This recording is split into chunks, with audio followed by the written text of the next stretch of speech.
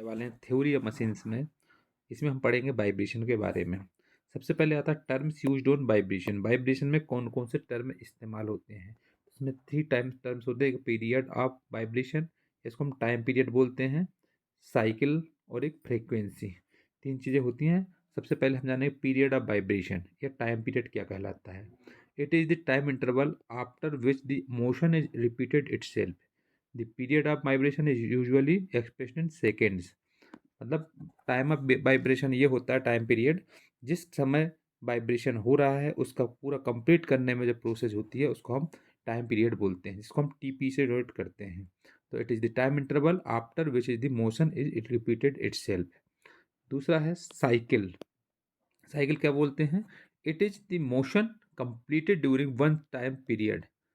One time period में जो complete cycle करता मोशन होता है उसको हम साइकिल बोलते हैं। थर्ड होता है फ्रीक्वेंसी।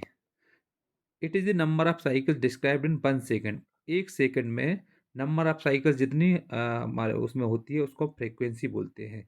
इसकी ऐसा यूनिट होती है, फ्रीक्वेंसी की हर्ट्ज होती है, इसको एच जेड से डोनेट करते हैं, क्योंकि 1 साइकिल पर सेकेंड के बराबर रहती है।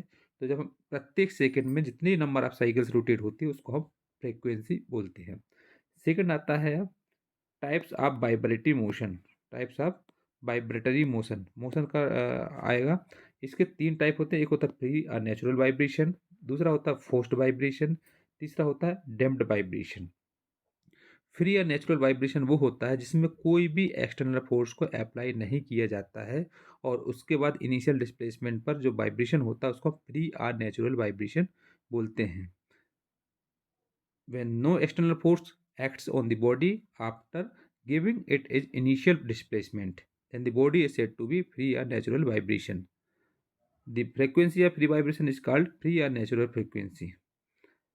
इसी फ्रीक्वेंसी को हम फ्री या नेचुरल फ्रीक्वेंसी बोलते हैं। दूसरा होता है फोर्स्ड वाइब्रेशन। जब किसी भी बॉडी को वाइब्रेट करने के लिए कोई एक्सटर्नल फोर्स को लगाया जाए उसको हम फोर्स्ड वाइब्रेशन बोलते हैं।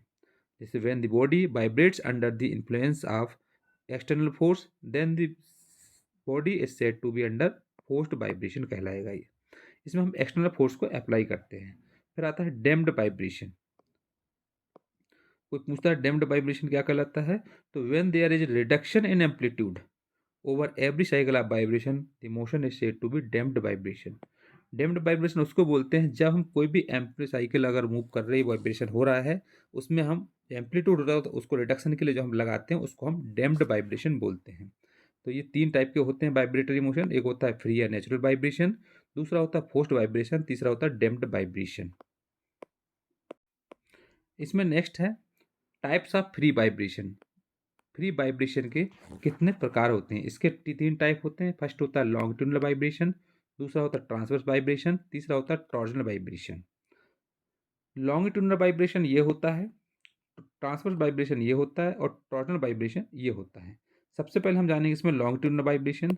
लॉन्गिट्यूडनल वाइब्रेशन वो होता है जिसमें डिस्प्लेसमेंट जो होता है, जैसे बी बी बॉडी है जो कि ए शाफ्ट से ये यहाँ पर फिट है, इसको अगर हम डिस्प्लेसमेंट करेंगे अप और डाउन करेंगे, अगर जैसे बी से ए के लिए या ए से सी के लिए अगर करेंगे तो इसमें जो वाइब्रेशन होगा लॉन्गिट्यूडनली, जो इसमें हम बॉडी मूव करेगी स्लाइड करेगी, इसमें जो वाइब्रेशन होगा इसको हम लॉन्गिट्यूडनल वाइब्रेशन बोलते हैं। तो ये हो जाएगा लॉन्गिट्यूडनल वाइब्रेशन। इसमें अगर हम किसी भी बॉडी को नीचे की तरफ खींचें और उसको छोड़ें तो इस टाइप से ये अप और डाउन इस टाइप से रोटेट करेगा, इस टाइप से इसमें स्लाइड करेगा, अप और डाउन होगा, जिसके कारण यहाँ पर वाइब्रेशन होता है। इसको लॉन्गिट्यूडनल वाइब्रेशन बोलते हैं। इसमें बी मेन पोजीशन है और ए और सी इसमें एक्सट्रीम पोजीशन कहलाती है। बी से सी के लिए खींचा, खींचने के बाद उसको छोड़ा तो ए पर गया, फिर उसके मेन पोजीशन पे आ जाएगा। Transverse vibration. ट्रांसवर्स वाइब्रेशन का डायग्राम ये है।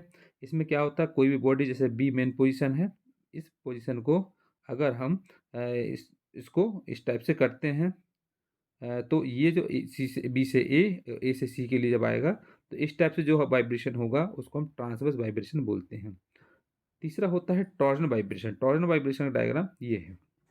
टॉर्जनल वाइब्रेशन में क्या होता है, जब कोई बॉडी मूव करती है बी से ए से सी, इस टाइप से अगर इसको मूव कराते हैं तो इसमें जो वाइब्रेशन उत्पन्न होता है उसको हम टॉर्जनल वाइब्रेशन बोलते हैं। तो इसमें सब जगह बी जो पॉइंट दिया हुआ वो मेन पोजीशन है, ए और सी जो है वो एक्सट्रीम पोजीशन है। तो एक लॉन्गिट्यूडनल वाइब्रेशन है, ट्रांसवर्स वाइब्रेशन है और टॉर्जनल वाइब्रेशन है। ये वाला डायग्राम जो है, ये वाला डायग्राम है, इसको ये आ जाएगा किसमें, लॉन्गिट्यूडनल वाइब्रेशन में, और ये आ जाएगा ट्रांसवर्स वाइब्रेशन में, और ये आ जाएगा टॉर्जनल वाइब्रेशन के लिए।